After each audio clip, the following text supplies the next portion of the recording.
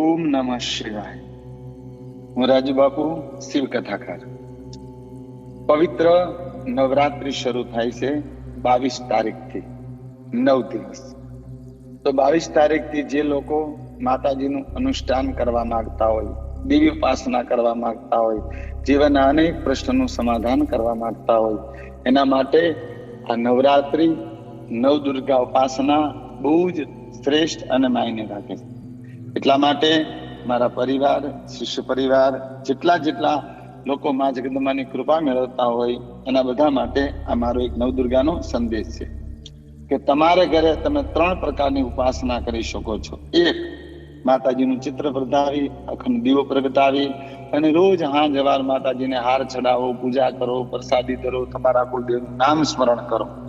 આ સીધી સાદી ઉપાસના હોય છે. સાંજે મા જગદંબાની 16 કડીની આરતી કરો, માની ઉપાસના કરો. 2, કે માતાજીનું તમે સ્થાપન કરો. સ્થાપન કરવામાં સ્વાભાવિક સ્થાપન કે ભાઈ સરસ મજાનું આસન લીલું પાથરી અને એની સાથે લાલ આસન પાથરી, લાલ આસન માથે ગણપતિ ભગવાનનું સ્થાપન કરો, લીલા આસન માથે તાંબાના કળશમાં મા જગદંબાનું સ્થાપન કરો. એ તાંબાના કળશ માથે તરભાણું રાખવાનું, ઢાંકણું, અને એના ઉપર માં જે તમારા કુળદેવી એની મૂર્તિ પધરાવવાની, એનું રોજ પૂજન કરવાનું, એને ફળ ધરવાના, અખંડ દીવો બાળવાનો, માતાજીની રોજ બંને ટાઈમ ઉપાસના કરવાની અને માતાજીની કૃપા પ્રાપ્ત કરવાની. નંબર 3, જે થોડી સાધના અઘરી હોય છે, માટી લાવી અને એ માટીને પાથરી અને એની અંદર જુવારા વાવવામાં. જુવારા એટલે જવ, ઘઉં અને મગ, આ 3 વસ્તુને વાવવામાં આવે. કાશી માટીનો ઘડો લાવી અને અંદર મૂકવામાં આવે, એની અંદર પાણી ભરવામાં આવે, આંબાના પાંદડા પધરાવવામાં આવે, એના કંઠે લાલ સૂત્ર વીંટવામાં આવે, કળશની પૂજા કરવામાં આવે, ઉપર શરીફ રાખવામાં આવે, નવદુર્ગાનું આવાહન કરવામાં આવે. પણ આમાં પુણ્યવાસન કરાવવું જરૂરી છે. એટલા માટે બ્રાહ્મણને બોલાવી અને આ સ્થાપન કરાવવું જોઈએ. પૂજા તો અડધી કલાક જ હાલે, પણ બ્રાહ્મણને બોલાવીને આ સ્થાપન કરાવો તો શ્રેષ્ઠ ફળ દેનારું બને. જેમાં 5 વસ્તુ તમારે પ્રધાન રાખવાની. એક વ્યક્તિ અહીંયા અખંડ હાજર રહેવું જોઈએ. બધાય મૂકીને સ્થાપનને તો ન હાલે. એક વ્યક્તિ હાજર રહેવું જોઈએ. ત્યાં અખંડ દીવો બાળવાનો, રોજ ગળામાં જળ નાખવાનું, માતાજીની પૂજા કરવાની. ત્યાં જે આસન હોય આસન માથે બેસીને માતાજીનો જપ કરવાનું. આ અખંડ 9 દિવસની ઉપાસના કરવાથી તમારા ઘરની હરેક દુઃખ, દુવિધા, શાંતિ, પીડા, રોગ, ભય આ બધું મા જગદંબા હરી લે છે. 2, ઉપવાસ કરો, એકટાણું કરો, 2 ટાઈમ ભોજન કરો, માતાજીને આગળ સુવો, માતાજીને આગળ એક રંગના કપડા પહેરી 9 દિવસ માતાજીનું સ્મરણ કરો, મૌન રાખો. આ બધી સાધનાઓ માતાજીને પ્રસન્ન કરનારી છે. હવે શ્રેષ્ઠ વાત એ છે કે આપણને પ્રશ્ન થાય કે કયા મંત્રનો જપ કરવો. તો પહેલો મંત્ર આપું છું, ઓમ એમ મહાકાલીએ નમઃ.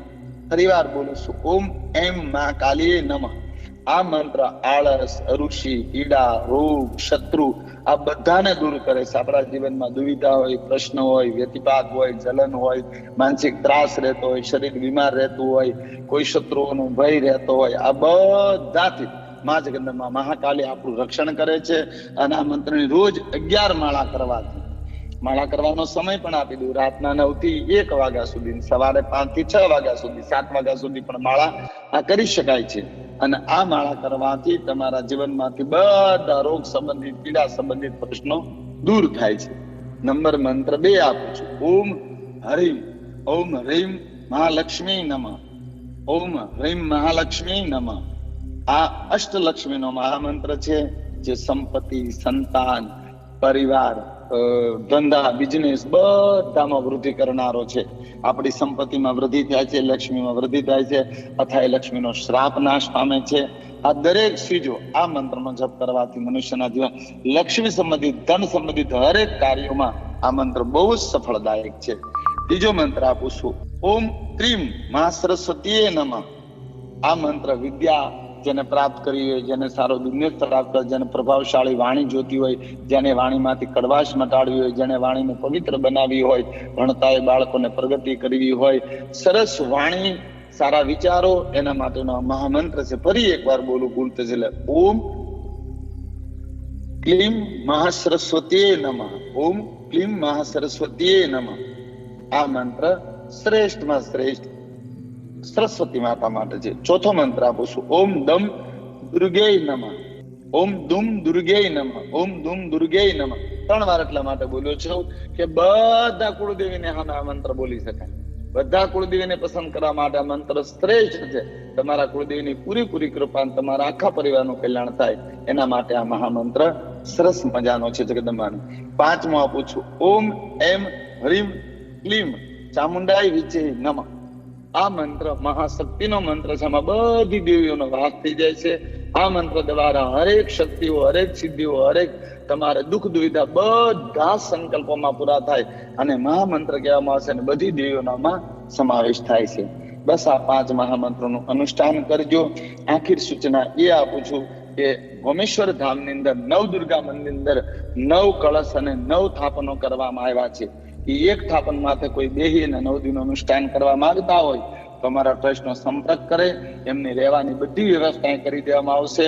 9 દિવસ આ કથામાં કોઈ રહેવા માંગતા હોય, અનુષ્ઠાન કરવા માંગતા હોય, એક દેવીને આગળ બેહીને કોઈ મંત્રનું 9 દિવસ અનુષ્ઠાન કરવા માંગતા હોય તો અમારો આશ્રમ તમારા માટે દરેક વ્યવસ્થા કરી દેશે.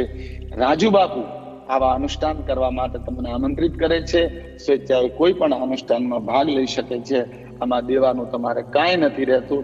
બસ તમે આવો, 9 દી માતાજીની ઉપાસના કરો. રાજુ બાપુ દ્વારા હરેક શિવ ભક્તોનું કલ્યાણ થાય. નવરાત્રિની કથા પૂર્ણ સાંભળજો.